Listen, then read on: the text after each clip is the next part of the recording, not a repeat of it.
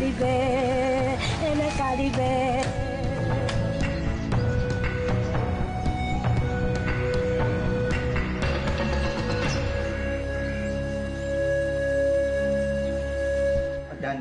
suku Dani yang kuat di sini. Namanya tadi Lapago. Suku Dani ini kebudayaannya yang kuat itu kebudayaan perang. Le professeur Rekitu, un anthropologue, étudie les tribus indigènes des régions reculées. Ils font généralement la guerre par vengeance. Si l'un des leurs meurt, quelqu'un du camp ennemi doit aussi périr. À votre avis, où se situe la région la plus primitive de Papouasie? Ici. Certains événements qui se sont passés dans cette forêt restent un mystère. Les Korowai qui vivent dans cette région possèdent des haches, comme à l'âge de pierre. Ils sont anthropophages? Oui. Ces Korowai tuent et mangent encore des êtres humains. Ils mangent leurs ennemis? Oui, c'est ça. Ils les mangent pour être plus forts. Et ils disent que c'est délicieux. Malgré les risques, nous sommes impatients de rencontrer cette mystérieuse tribu. Le voyage dure 5 jours. Nous partons de Jakarta, en Indonésie, pour rejoindre Jayapura, en Papouasie occidentale, et enfin notre destination finale, Modua. Elle n'est même pas sur la carte. Nous avons dû demander au gouvernement indonésien l'autorisation de voyager dans cette région. Et nous avons engagé un guide qui connaît bien la tribu Korowai.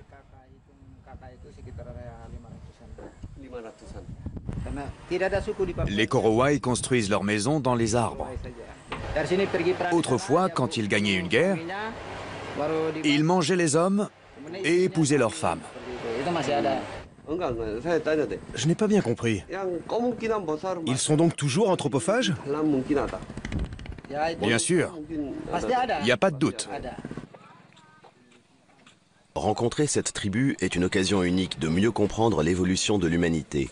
Nous révisons quelques bases du dialecte Korowai. Ça veut dire merci. Merci. Il y a aussi Manof Trobo qui veut dire bonjour. Bonne journée ou bonsoir. Et au revoir. Au revoir. Merci.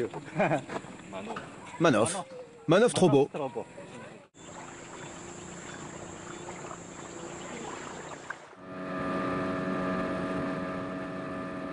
Le lendemain, nous descendons les rivières Mapi et Kaboul à bord de petits bateaux à moteur filant à 40 km/h.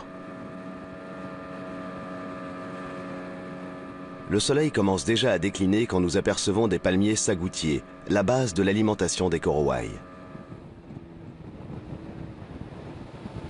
Le bateau arrive enfin à Basman. Mais là, des hommes armés nous attendent. Ils nous perçoivent manifestement comme une menace. Grâce au talent de médiateur de notre guide Hendrik, ils acceptent finalement de nous aider à décharger.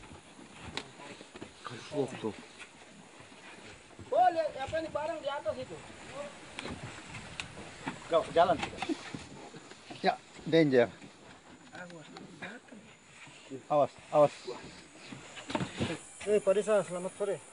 Mais Hendrik doit repartir pour Jayapura, et nous devons donc trouver un autre guide pour nous conduire au Korowai. Nous rencontrons Daotanai qui nous explique les coutumes de sa tribu. Après avoir tué quelqu'un, on allait se réfugier dans notre maison dans les arbres.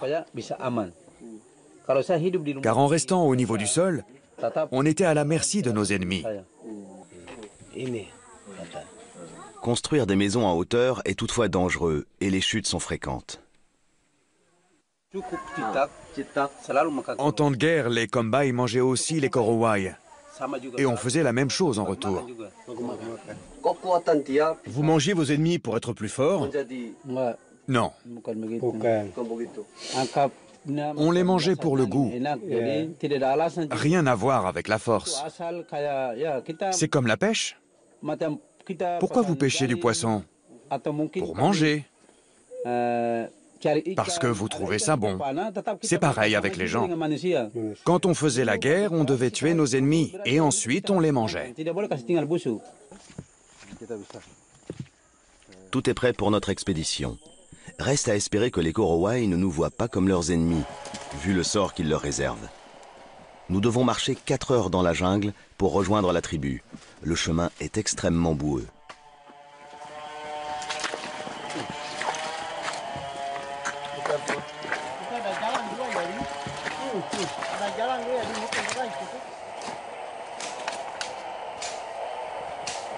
Comment tu peux marcher pieds nus là-dedans?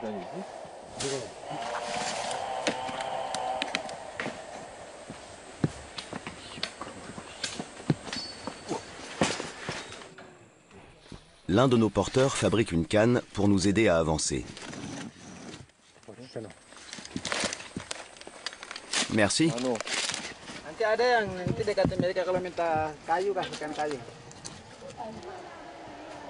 Rien d'étonnant que le peuple qui vit dans une jungle aussi dense et hostile soit coupé du monde.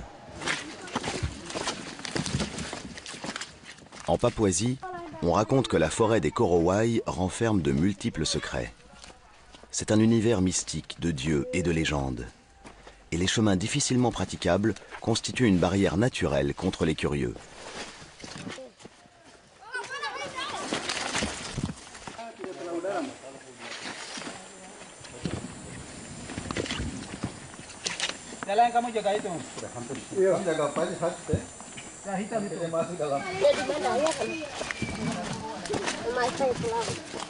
Nous marchons sans nous arrêter.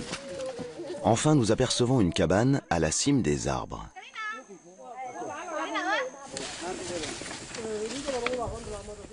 C'est une maison Korowai.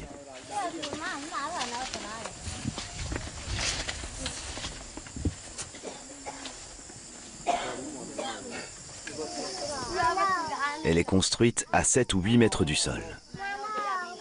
2 petites filles nous disent bonjour de la main, sans aucune méfiance.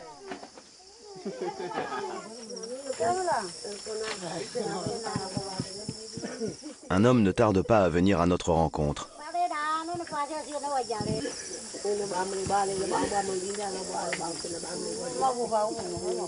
C'est Abou Djengel, le propriétaire des lieux. Il descend tranquillement, un arc et des flèches à la main.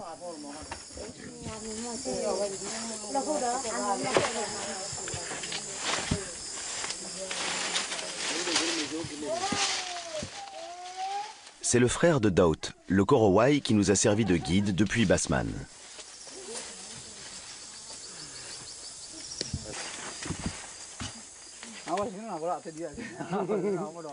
Abou porte un collier en croc de chien et une ceinture en glycine.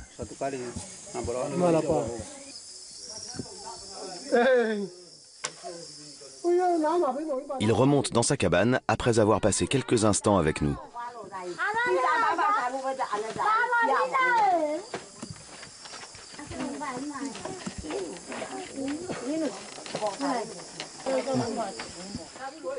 Il nous invite à le suivre.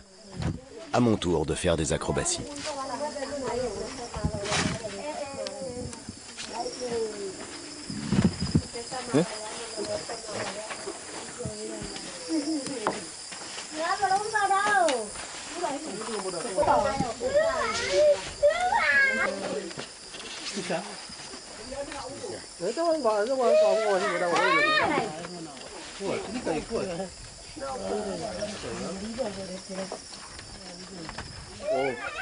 Ces échelles en bois ne sont pas fixées et sont très instables.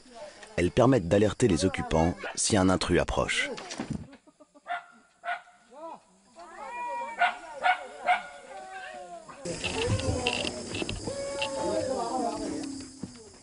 Cet enfant est beaucoup plus agile que moi.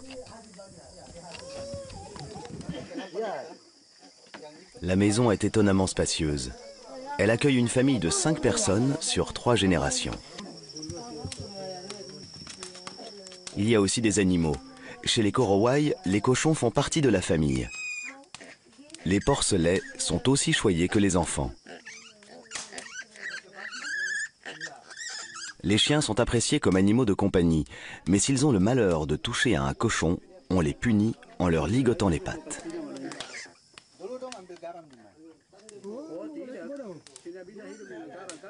Abu Jengle a l'air sévère. Il reste assis en silence à éplucher des bananes pour ses invités. Pourquoi construire si haut? Pour se protéger. Parfois, on prend quelque chose au voisin. On coupe un sagoutier qui appartient à quelqu'un d'autre. On prend son poisson, on prend ses bananes et on tue un de ses cochons. Dans ces cas-là, il faut se cacher. On court se réfugier dans notre cabane dans les arbres et prévenir notre famille. Avant de combattre, on construit toujours une cabane en hauteur.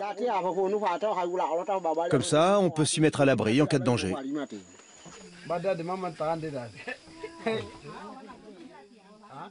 Sa femme, Gagora, porte un collier hérité de sa mère, avec une douzaine de crocs de chien. Elle fabrique des petits sacs traditionnels faits à partir de tiges de sagoutier. Elle libère le chien qui était puni. La cabane est spartiate et ne comporte presque aucun meuble malgré les 5 personnes qui l'occupent.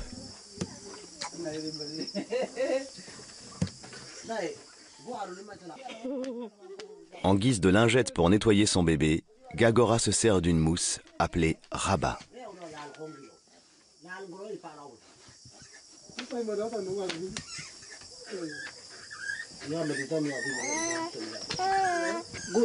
Dis-moi, comment s'appelle ton fils? Il a quel âge? Tu le sais? Il s'appelle Malo, il a 4 mois.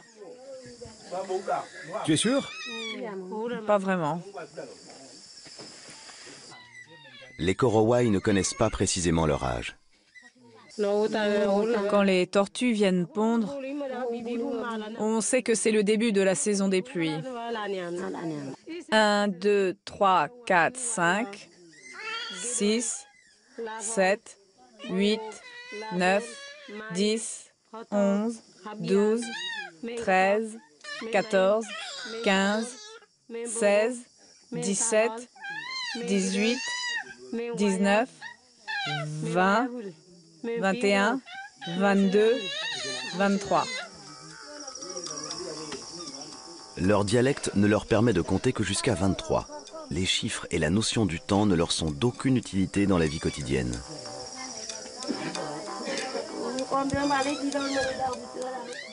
La clé qu'elle porte autour du cou est celle de sa future maison. Le gouvernement indonésien veut déplacer les membres de la tribu et leur construit des logements à Basman.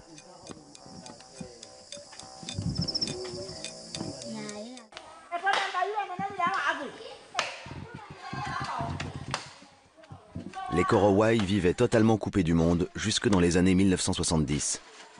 C'est un missionnaire néerlandais qui a découvert leur existence. La hache est toujours le seul outil dont ils ont besoin pour vivre dans la jungle.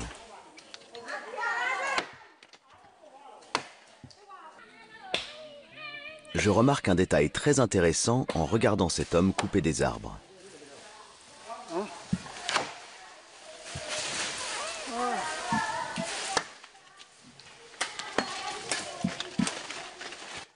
Il n'attend pas que le premier soit tombé pour passer à l'arbre suivant.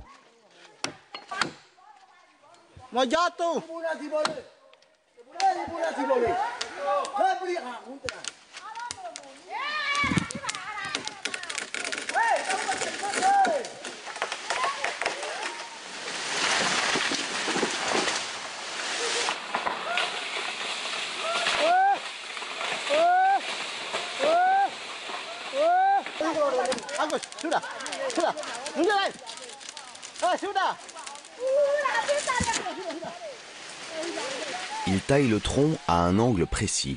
Tous les arbres tombent en même temps, un peu comme des dominos.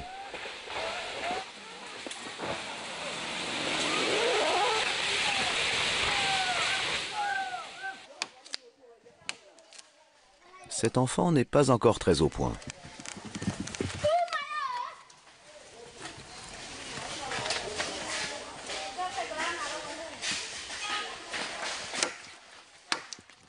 Elle essaye d'entailler l'arbre à sa base, mais c'est peine perdue. Être bûcheron n'est pas donné à tout le monde.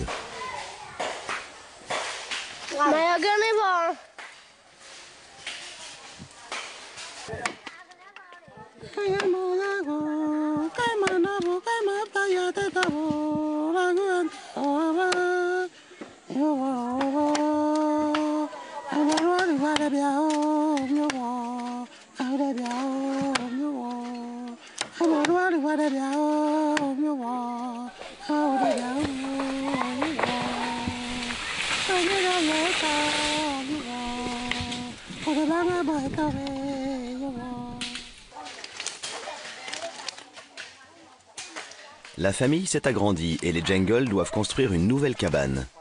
Ils choisissent comme pilier central une essence d'arbre qui ne pourrit pas.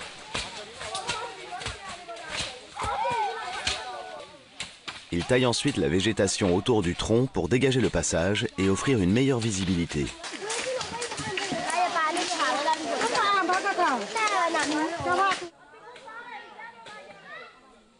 Le terrain est maintenant prêt pour la construction.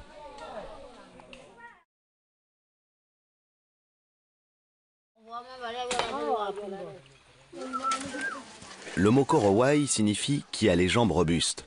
Ils portent bien leur nom. Ils n'ont aucun mal à se déplacer dans la jungle épaisse et humide. Contrairement aux chiens.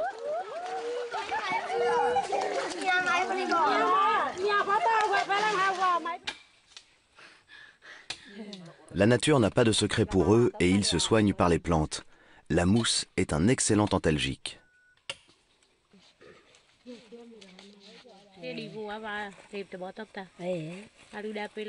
Elle est soigneusement emballée pour ne pas être abîmée pendant le transport.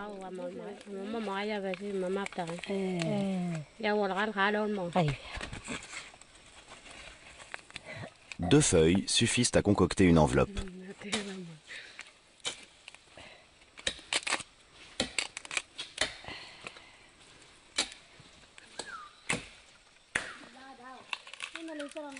Les Korowai savent dénicher des trésors cachés. Cette femme se met soudain à fouiller derrière un jeune sagoutier. Elle a trouvé une sauterelle. Elle l'accroche à un hameçon pour servir d'appât.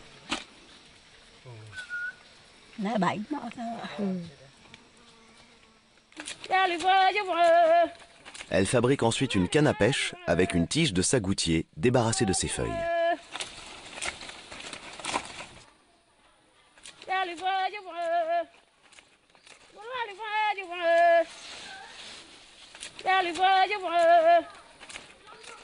Le groupe a quitté le village les mains vides, sans aucun outil. Tout est fabriqué sur place, avec les ressources disponibles.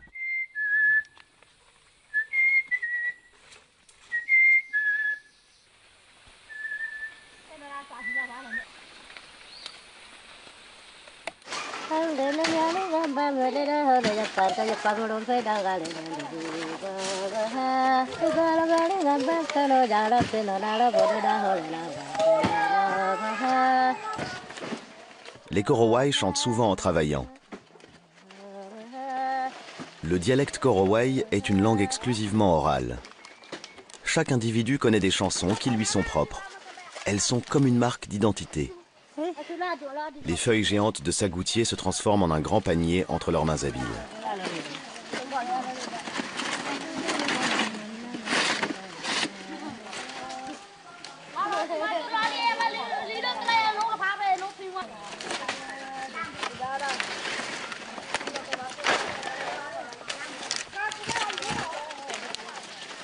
Les feuilles qui restent servent à combler les trous. Le panier ne doit surtout pas être percé pour l'usage qu'on lui réserve.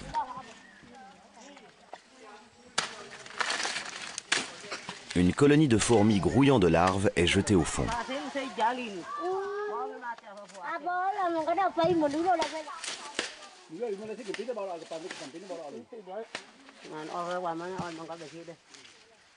Il est ensuite transporté jusqu'à la rivière.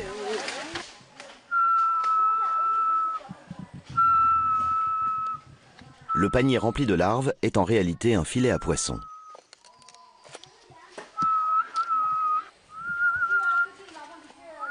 Il va rester dans l'eau un certain temps. Les Korowai le remonteront avant de rentrer au village. En attendant, ils ramassent des larves de coléoptères. C'est une excellente source de protéines. Les bananes poussent également en abondance dans la région.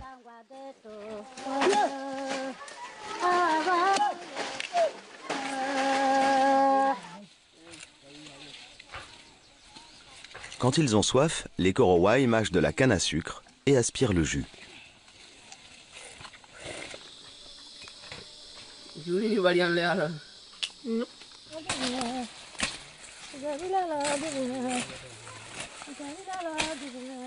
Ils sont très respectueux de la nature.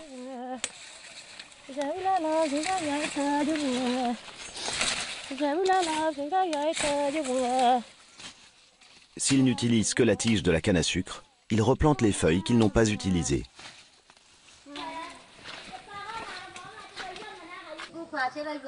Dès que les réserves s'épuisent au village, les femmes et les enfants sont chargés de rapporter de quoi manger.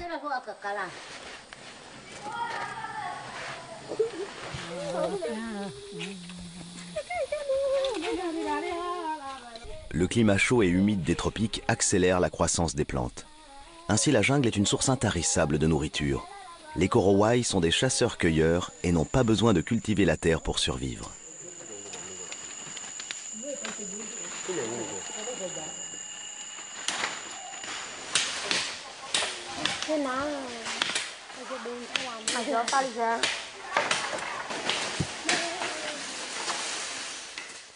Il faut beaucoup de bois pour construire une cabane.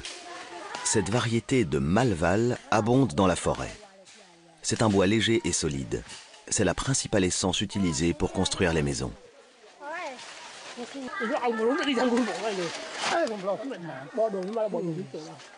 Le pilier central est relié à d'autres arbres qui font office d'échelle.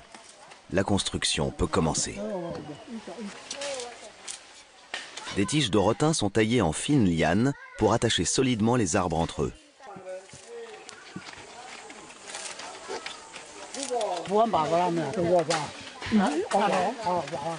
Difficile de croire que quelques nœuds vont suffire à consolider la maison.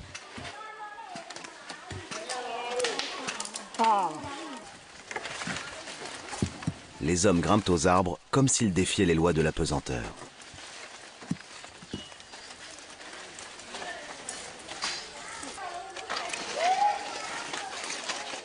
Les échelles doivent être solidement fixées à la cabane tout en restant suffisamment bancales pour servir de signal d'alarme.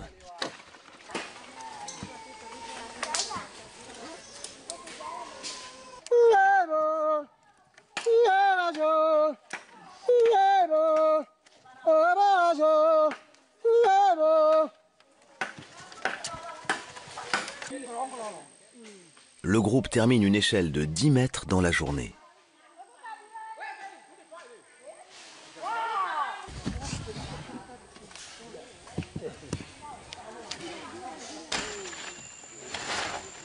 C'est vertigineux. Les hommes font une chaîne jusqu'en haut de l'échelle et se passent les rondins un à un.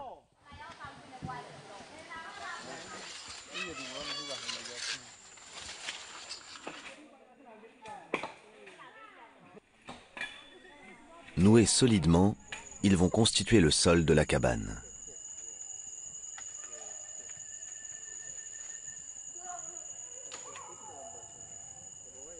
L'échelle et le plancher sont à la même hauteur que les arbres alentours.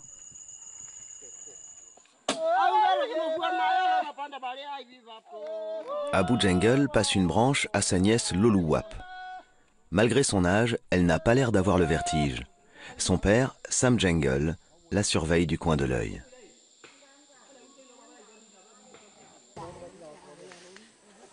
Le deuxième niveau est construit à 10 mètres au-dessus du premier.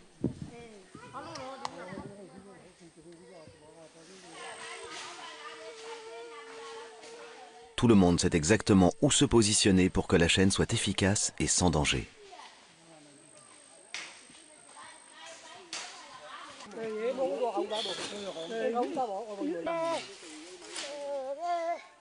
Grimper aux arbres semble parfaitement naturel pour les Korowai.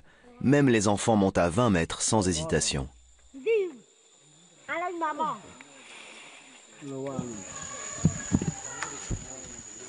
Avoir une cabane dans les arbres n'est pas toujours pratique quand on a une envie pressante. Anton descend rapidement et va se cacher dans les fourrés.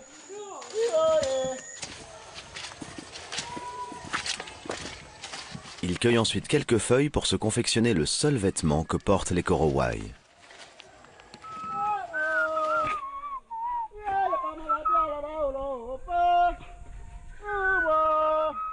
La construction se poursuit et les chants du groupe résonnent dans la forêt.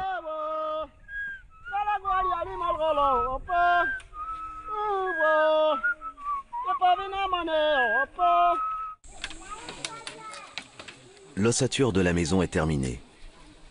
Il ne reste plus qu'à monter le toit et les murs. À midi, un vieil homme vient à notre rencontre.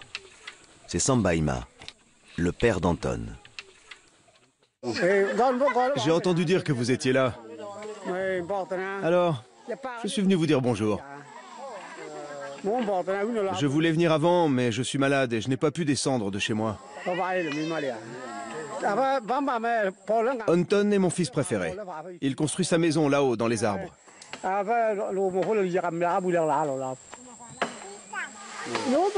C'est beaucoup de travail de construire une maison. Il faut dégager tout le terrain autour.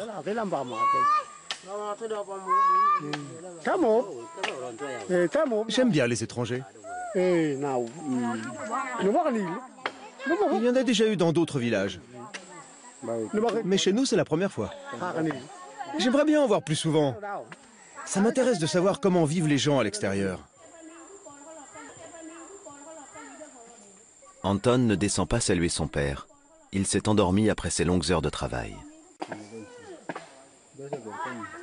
Il porte aussi une clé autour du cou. Anton quittera bientôt sa nouvelle maison dans les arbres pour aller vivre à Basman. Les enfants qui vivent loin de moi ne sont pas mes enfants. Mes enfants sont forcément à mes côtés.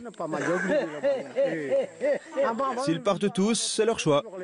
Je me sens chez moi ici. Je vis dans les arbres. Le père d'Anton sait que son fils préféré le quittera bientôt.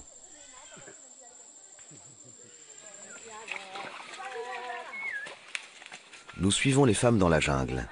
Nous allons vérifier un dicton papou qui prétend que sans sagoutier, il n'y aurait pas de Korowai.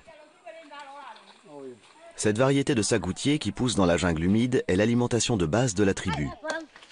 C'est la plus riche en fécule, appelée sagou. Ces palmiers peuvent mesurer jusqu'à 10 mètres et ne sont pas faciles à abattre.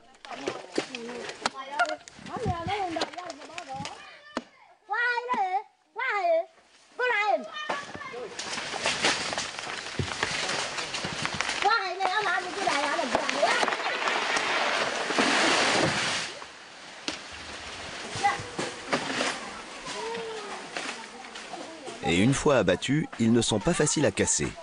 L'écorce est très dure et les épines sont grosses comme des doigts.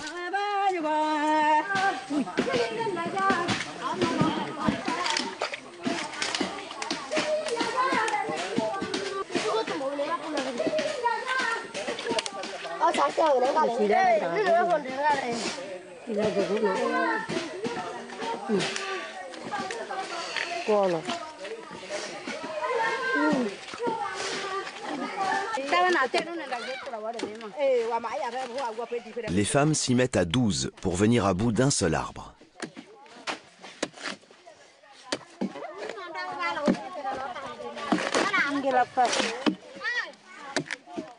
Elles doivent enlever toute l'écorce pour accéder au sagou.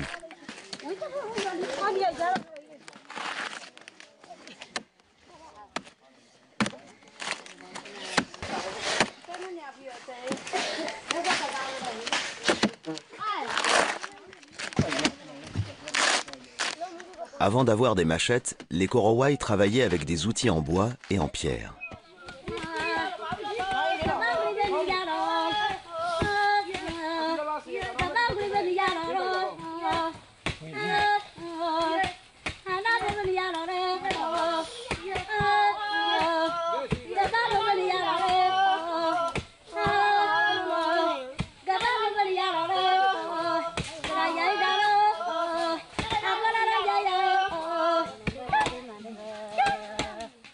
C'est un travail pénible, mais personne ne se laisse décourager, même pas les plus jeunes. Ils savent que c'est une corvée essentielle à la survie de la tribu.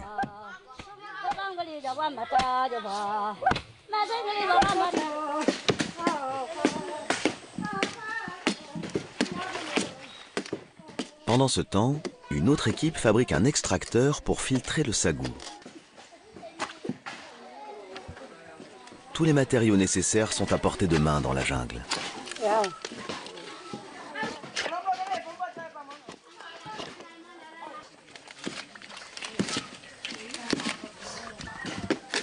Les feuilles de sagoutier se transforment à l'infini entre les mains habiles des Korowai. Cette fois, elles servent à faire un tamis fixé à une branche. À quelques mètres de là, l'autre équipe continue de chanter pour se donner du courage.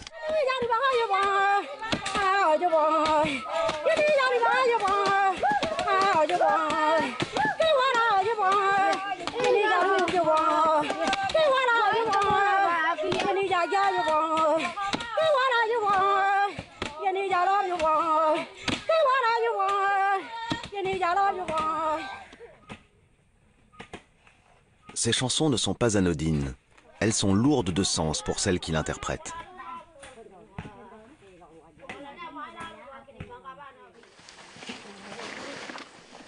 La pulpe finement râpée est versée dans l'extracteur.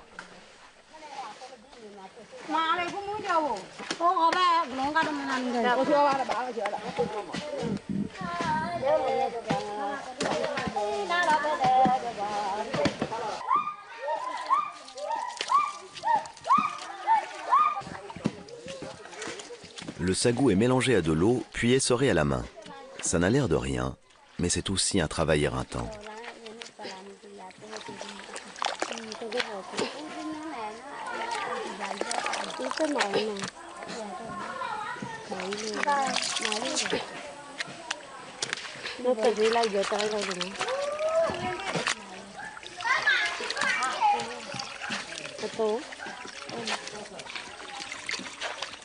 Le mélange est filtré une deuxième fois et récupéré dans un bac en bois.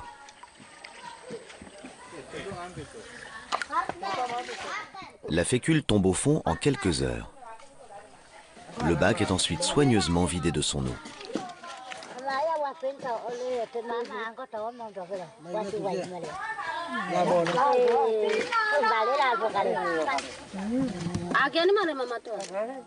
Il ne reste que le sagou. Cette substance blanche visqueuse est le fruit d'une longue journée de travail.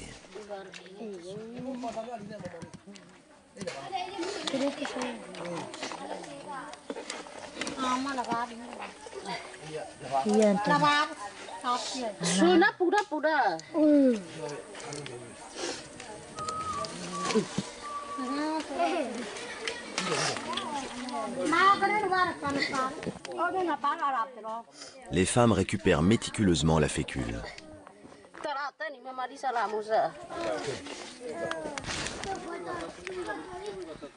Elles la mettent dans un sac pour la transporter. Quand l'eau sera totalement évaporée, le sagou sera assez solide pour être cuit dans le feu.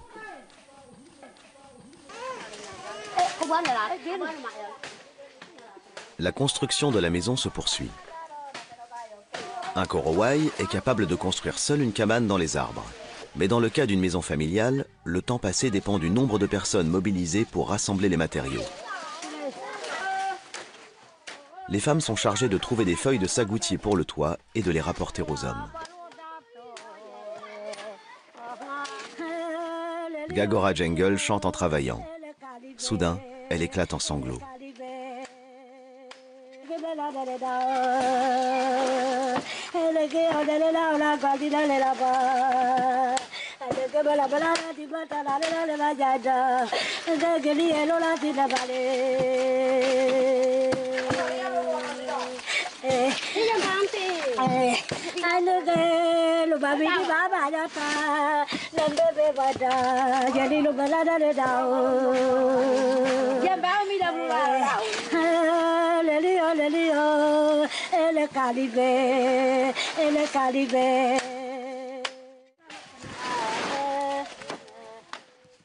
Gagora n'arrête pas de travailler pour autant, mais les raisons de son chagrin sont mystérieuses. Elle semble souffrir de l'absence de quelqu'un.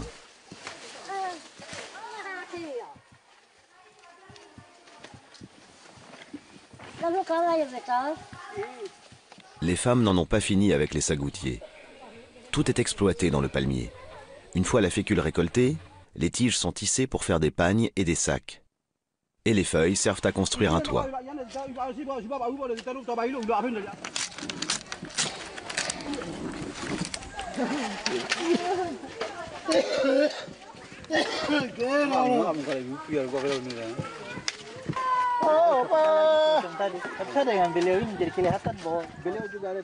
Un autre groupe de femmes retourne dans la forêt pour aller chercher du bois. Cette variété de malval est très répandue dans la jungle de Papouasie. Les jeunes arbres servent de piliers pour les cabanes et l'écorce des grands arbres permet de fabriquer des murs.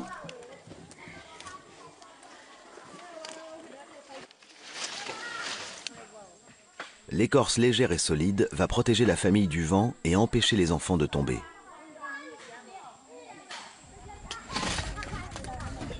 Cette tâche est confiée à Anton et son frère Marcus.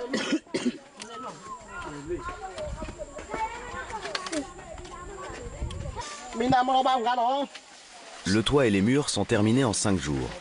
Quand on lui demande si la cabane est solide, Anton se suspend au plafond pour nous le prouver.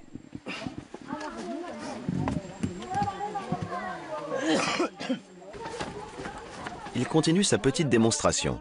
La maison tremble, mais le bois est solide et souple.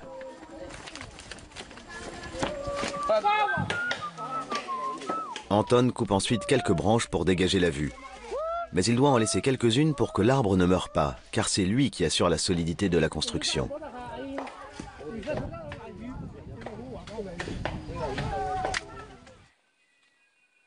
Les Korowai nous expliquent qu'en temps de guerre, ils établissent un code pour communiquer du haut de leur cabane. On tape sur les murs et ça résonne.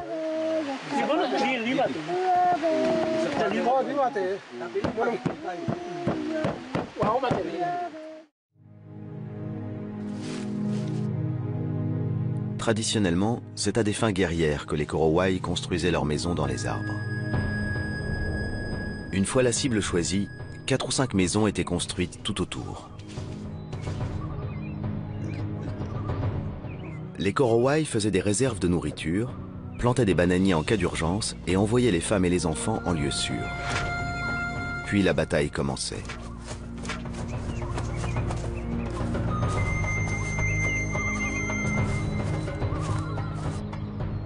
Les adversaires étaient tués rapidement. Leurs femmes et leurs enfants étaient ramenés au village.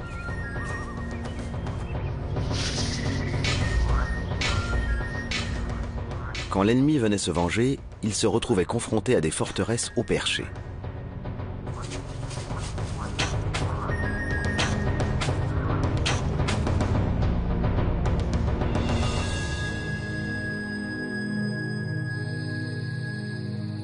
Les Korowai n'avaient plus qu'à attendre patiemment leur départ.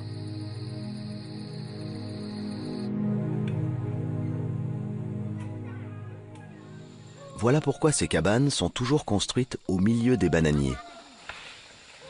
En cas de siège, la famille a de quoi subsister sans avoir à descendre de l'arbre.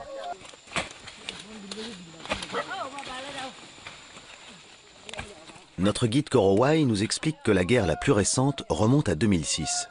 Le temps a passé, mais les souvenirs restent.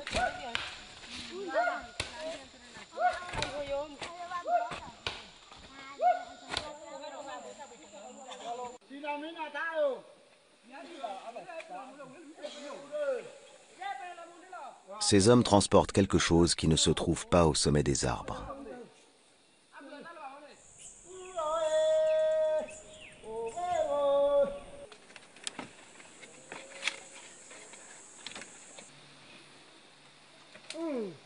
La terre et le feu.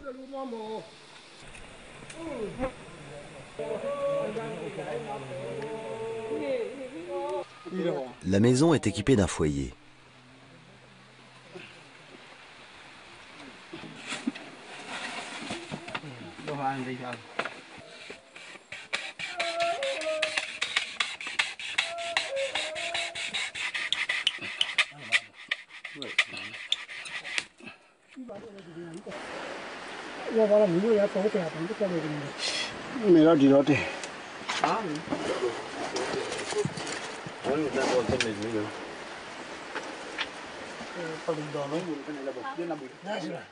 Les hommes font cuire le sagou dans le feu et toute la famille partage ce repas pour fêter la nouvelle maison.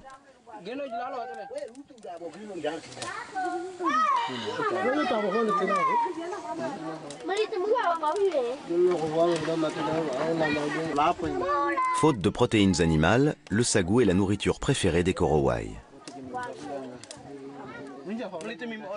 Il est assez riche en vitamines et nutriments pour leur permettre de construire des maisons à main nue.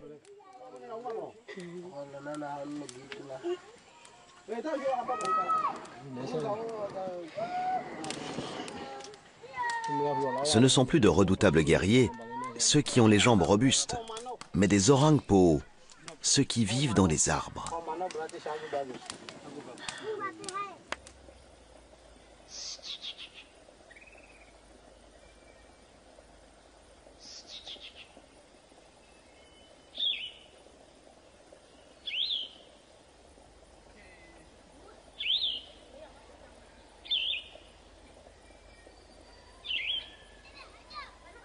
De plus en plus, la nouvelle génération de Korowai choisit de vivre sur la terre ferme.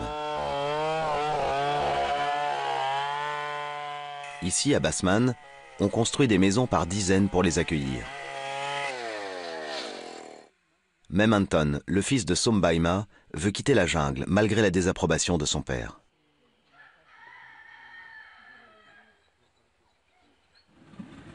Le frère d'Anton, Marcus, nous accompagne alors que nous retournons à la civilisation. Je ne veux plus vivre dans les arbres. C'est pas une vie facile. Mes parents le font, mais moi je ne veux pas. Je veux aller à l'école et vivre comme les gens de la ville. C'est ça que je veux.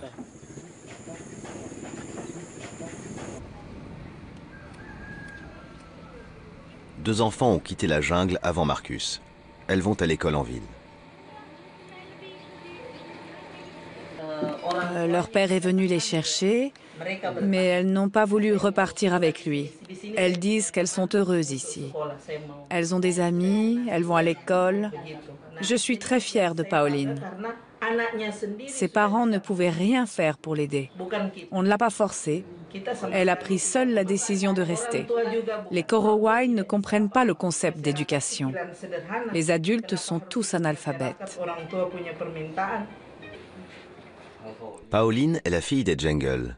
C'est elle que Gagora pleurait en ramassant les feuilles de sagoutier. Depuis quand tu ne l'as pas vue?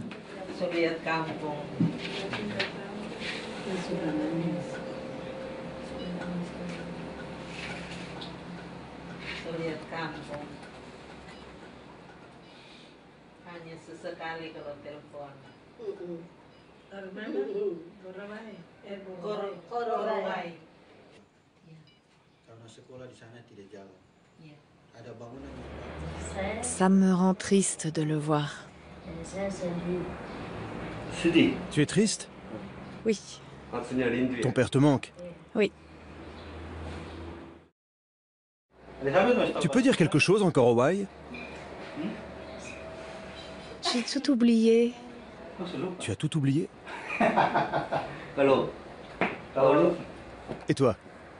Et toi, Pauline? J'ai oublié. Toi aussi?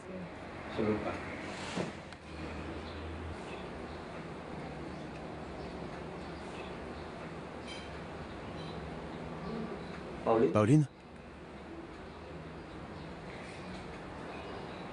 Tu veux pas retourner à Modoua? Non.